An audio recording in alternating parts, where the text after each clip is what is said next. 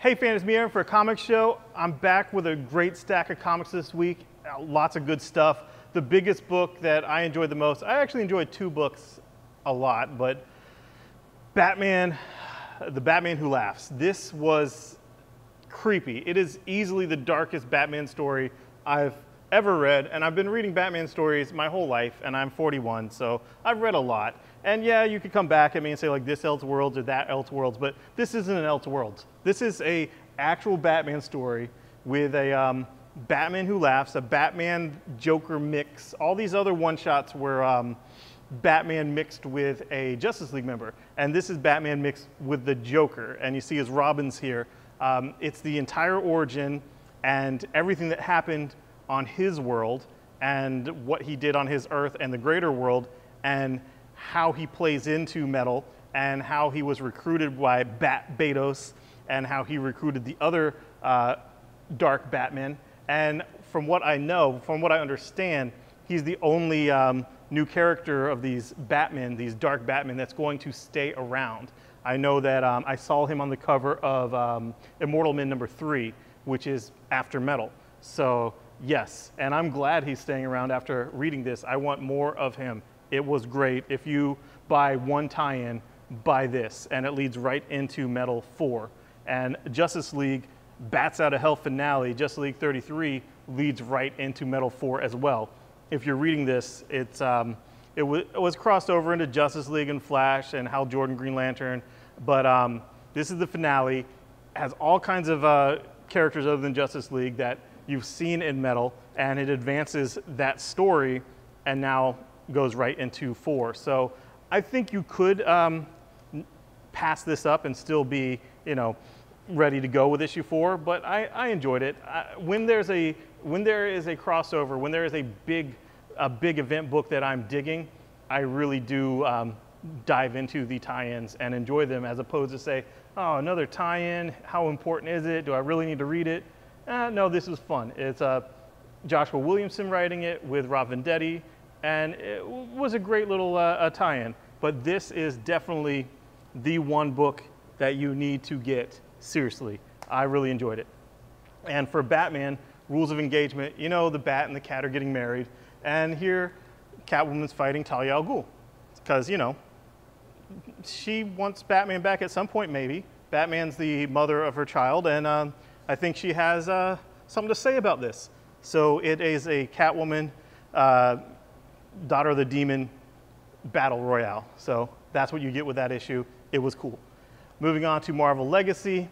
This has been one of my favorite Legacy books so far, if not my favorite. It's the new Doctor Strange, where Loki is the Sorcerer Supreme. It's written by Donny Cates, and I really dig Donny Cates. If you've watched my videos, you know I've loved all his indie stuff. I've been a big fan of his, watching his career blossom. I was excited about him coming to Marvel and basically taking over stuff that Jason Aaron was doing. Like when Jason Aaron did Thanos, he's doing Thanos, and same with Doctor Strange. This was cool. Now it is very strange, very weird that Loki the Sorcerer Supreme, and they don't really show how, but they tell you it's as simple as this. This is not a spoiler. There's no like epic thing that you see happening that I'm spoiling, but there's a contest, and we don't see that on panel. And Doctor Strange loses, Stephen Strange loses. And now Loki is the Sorcerer Supreme, and no one wants to help him. No one wants to believe him. Everyone thinks that he's just totally full of shit. I mean, he's the god of lies. He's the god of mischief. But would the god of lies be a good sorcerer? Maybe. I mean, sorcery is trickery, correct? Magic is trickery. So even Stephen says that he's a surprisingly good Sorcerer Supreme. And don't be upset. Stephen Strange is still in this book, and I'm not going to spoil it, but it's the last couple pages you see where he's at, and it's hilarious. So there's that.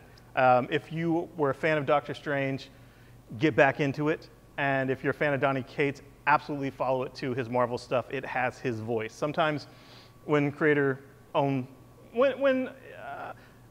that have been doing creator-owned stuff you like get on a company book, sometimes it doesn't feel the same. Their voice is kind of lost in the shuffle, but this was good. Also, Peter Parker, Spectacular Spider-Man. This is a lenticular with Captain America in jail, Spider-Man in jail. It's not Spider-Man in jail in here, it's Peter Parker.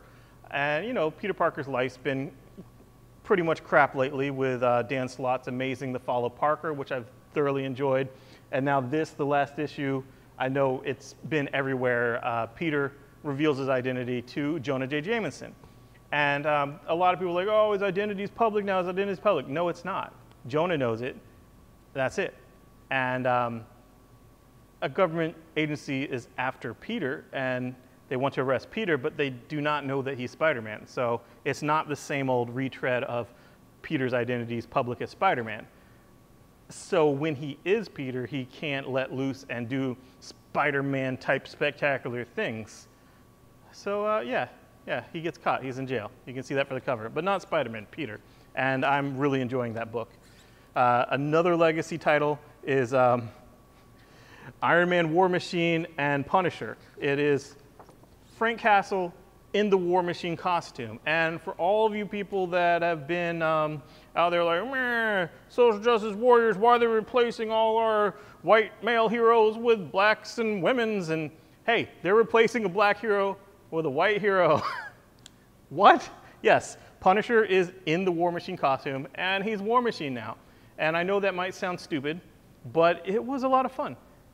Nick Fury helps him get this, and he is doing stuff for Nick Fury, and I'm on board. I'll give it a little leeway. I'm sure the idea sounded kind of dumb when I first heard about it, but it was kind of fun. So, you know, whatever. I'll give it a few issues.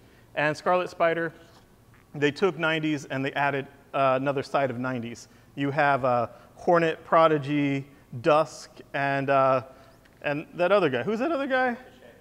Oh yeah, Ricochet. I was not big on this in the 90s. I guess I got burnt out with the 4 Supermen that replaced Superman when he died. But, you know, it's Peter David. It's nostalgia. So if that's your thing, check it out. You got, and I kind of think if you like Scarlet Spider, you probably like one of those 4 characters as well. Probably, chances are. And then a one-shot Forbish Man returns, not Brand Eck.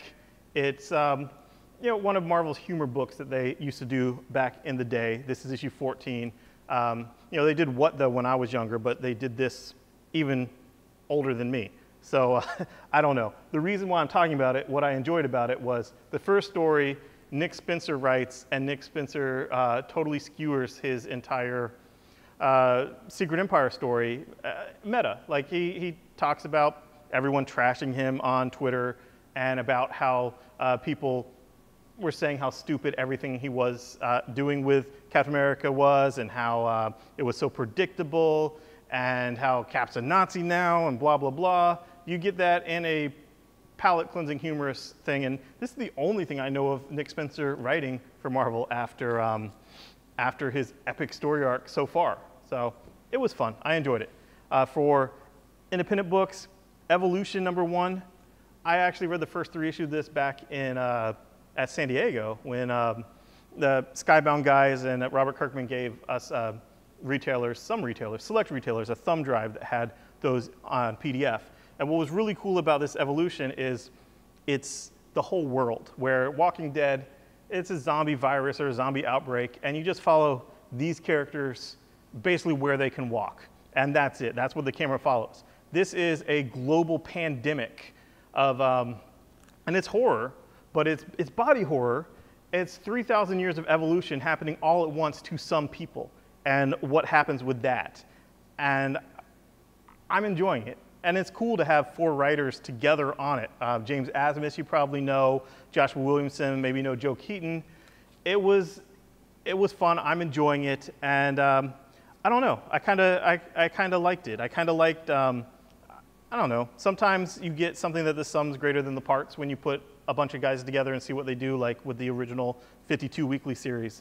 But if you like The Walking Dead and you want to give a Skybound book a chance, this Evolution was honestly really interesting. I dug it. I don't know how they're going to deal with this huge global scope, but I'm down.